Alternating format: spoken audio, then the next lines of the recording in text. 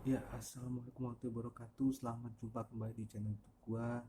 Dan kali ini gue bakal ngebahas seputar drawing, eh, final drawing Piala Dunia 2022 yang baru aja dilangsungkan.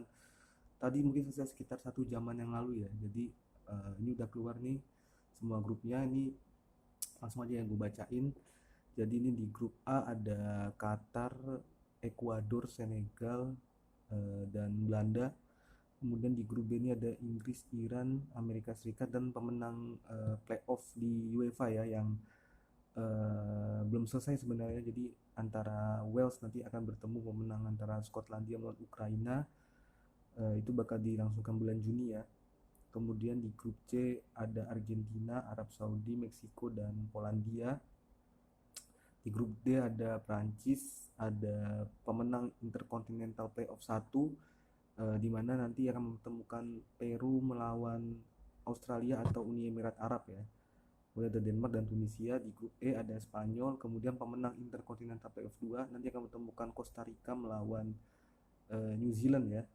Selandia Baru, Jerman dan Jepang. Grup F ada Belgia, Kanada, Maroko, Kroasia. Grup G ada Brazil, Serbia, Swiss, dan Kamerun. Serta di grup H ada Portugal, Ghana, Uruguay, dan Korea Selatan ya. Jadi ini udah ketahuan semua grupnya.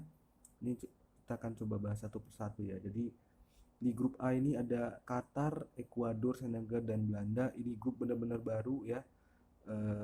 Setiap tim ini belum pernah bertemu di Piala Dunia ya. Qatar sebagai tuan rumah ya, eh, tuan rumah is tuan rumah ya. Jadi ada kemungkinan besar untuk mereka bisa lolos setidaknya menjadi runner up grup, karena kalau juara grup pasti gue mengunggulkan Belanda ya. eh, Belanda ini meskipun edisi terakhir itu kalah lolos Piala Dunia 2018, tapi mereka kembali bangkit ya dengan sekarang dilatih Louis van Gaal, yang fondasinya sebenarnya sudah dibentuk lagi oleh Ronald Koeman, disempurnakan Louis van Gaal. Di playoff kemarin bermain cukup meyakinkan ya, nggak pernah kalah ya kalau nggak salah ya, tidak terkalah. Oh sorry, waktu dipegang De Boer ya, Frank De Boer itu udah pernah kalah, tapi semenjak dipegang Louis van Gaal mereka tidak terkalahkan di kualifikasi ya. Untuk runner up sendiri ya, tadi gue bilang Qatar punya peluang karena faktor tuan rumah ya, pasti dukungan bakal melimpah. Sementara untuk Ekuador dan Senegal juga, kalau Ekuador sendiri mereka ini udah apa ya, edisi terakhir mereka nggak ikut ya, dan juga tapi Ekuador bisa tampil mengejutkan ya, sama kayak di tahun 2006 di mana mereka bisa lolos mendampingi Jerman waktu itu ya di penyisian grup. Akhirnya sampai 16 besar ya, kalah sama Inggris kalau nggak salah ya. Dan Senegal ini adalah juara Piala Afrika kemarin yang ngalahin Mesir lagi-lagi ya di playoff. Dan hampir sama ini kejadiannya, penalti dulu, Edward Mendy tepis penalti, Mohamed Salah gagal nendang penalti, sampai akhirnya Sadio Mane cetak penalti terakhir ya. Kali ini kalau untuk gue, Belanda pasti juara grup.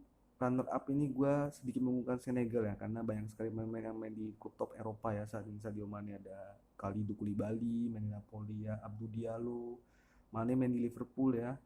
Kemudian juga ada Keita Balde yang main di Cagliari sekarang ya. Kalau menurut gue Senegal bakal menjadi runner up mendampingi Belanda ya. Itu prediksi gue yang pertama. Terus di grup B ini, eh, kita lihat dulu di European Playoff-nya ya. Kalau Playoff sendiri, untuk Wales, Scotland, dan Ukraina, gue mengunggulkan Wales ya yang bakal lolos ke Piala Dunia.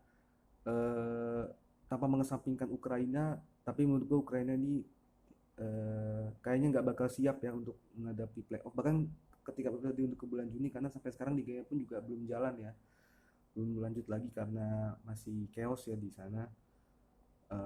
Tapi Ukraina menurut gue punya potensi juga untuk bisa mengimbangi, tapi kalau menurut gue Ukraina nggak akan lolos ke final playoffnya ya. Mungkin Scotland yang akan lolos karena Scotland lebih solid ya, lebih solid, lebih merata. Tapi kalau nanti Wales lawan Scotland, gue akan menunjukkan Wales ya, karena Skotlandia dan Wales sama-sama skuadnya seperti itu ya.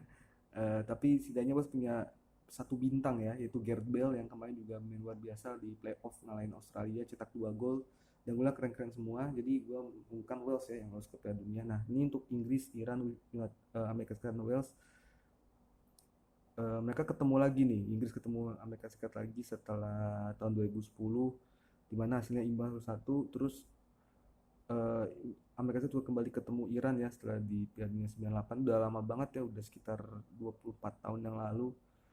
Dan untuk Wales sendiri, kalau misalkan Wales lolos, ini bakal sengit sih karena di grup B ini Inggris gue pasti akan jadi juara grup. Tapi kalau untuk di runner up ada Amerika Serikat dan Wales, Iran juga bisa mengejutkan ya, tapi gue membutuhkan Amerika Serikat untuk mendampingi Inggris sebagai runner up karena skuadnya lebih merata ya. Banyak bintang juga di sini, terutama Pulisic, kemudian ada Des ya, ada McKennie juga ya kalau mereka fit. USA bisa mendampingi Iran ya jadi runner up. Grup C Argentina, Arab Saudi, Meksiko, Polandia. Argentina pasti juara grup ya. Tapi untuk runner up, gue sedikit mengunduhkan Polandia ya, karena ditopang oleh pemain terbaik dunia Lewandowski versi FIFA ya. Ada Lewandowski di sana, kemudian juga ada Zielinski, ada Szczesny juga masih ada kipernya, dan ada Matty Cash, ini pemain Inggris yang main di Aston Villa, bek kanan, membuat keputusan tepat dalam hidupnya, membayar Polandia sampai akhirnya Polandia bisa lolos ke Piala Dunia ya, membantu Polandia lolos. Ini akan menarik nih pertandingan antara Argentina. Kalau Argentina Meksiko mereka udah sering banget ketemu, tapi kami melihat Argentina melawan Polandia di mana Messi pemegang Ballon d'Or saat ini akan bertemu Lewandowski, rivalnya dulu di Ballon d'Or tahun lalu, dan juga pemain terbaik FIFA. Ini akan sangat menarik ya pertandingan antara Messi dan Lewandowski.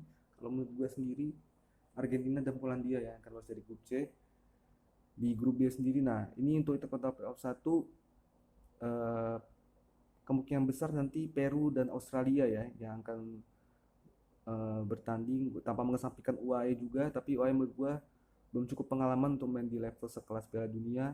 Kalau untuk Piala Asia mungkin mereka oke lah, tapi kalau Piala Dunia itu beda cerita, faktornya banyak sekali.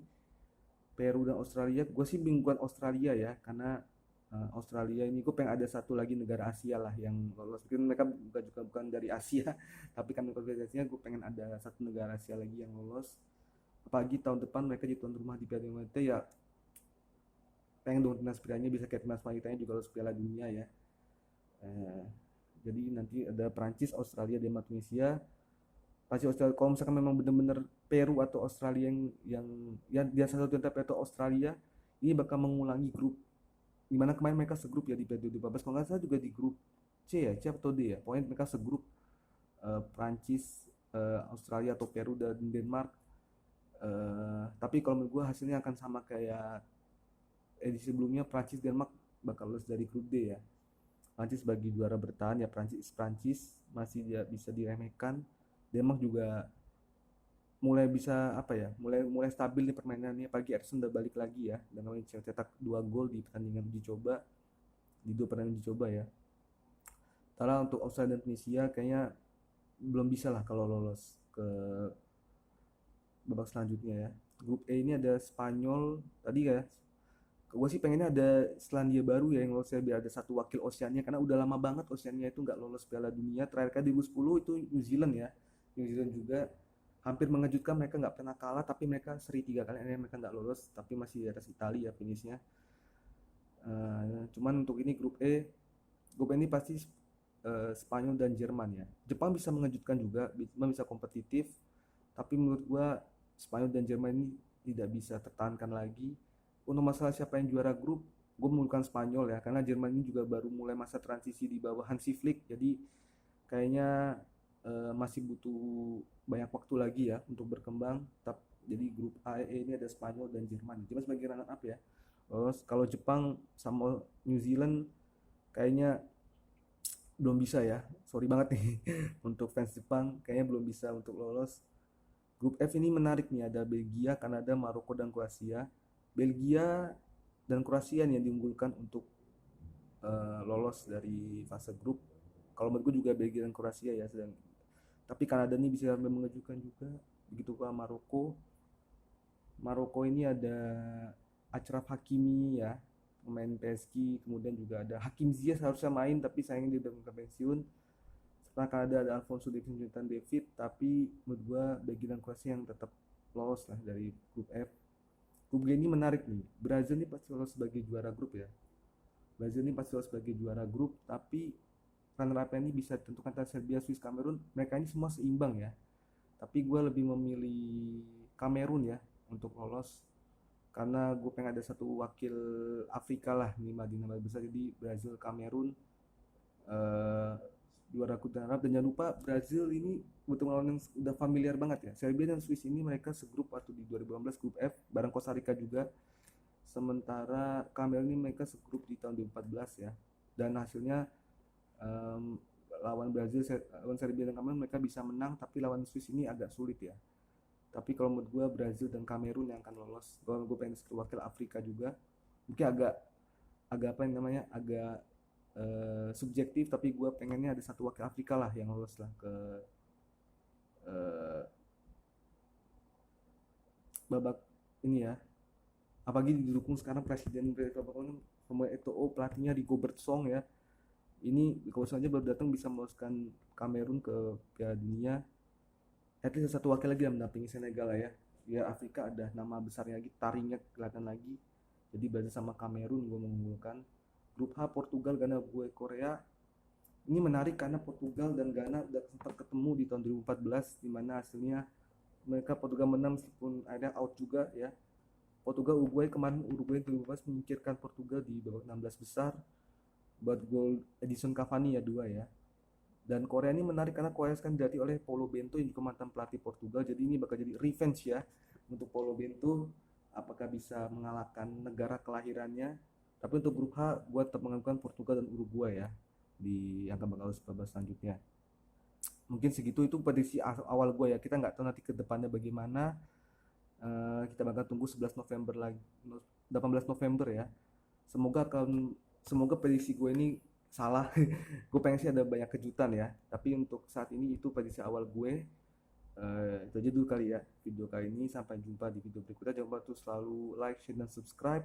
Dan abis ini gue bakal ngebahas review uh, tempat final WCL ya, dan review semifinalnya. Jadi jangan, tetap stay tune di channel gue, oke? Itu aja dulu. Terima kasih dan sampai jumpa di episode berikutnya. Assalamualaikum warahmatullahi wabarakatuh.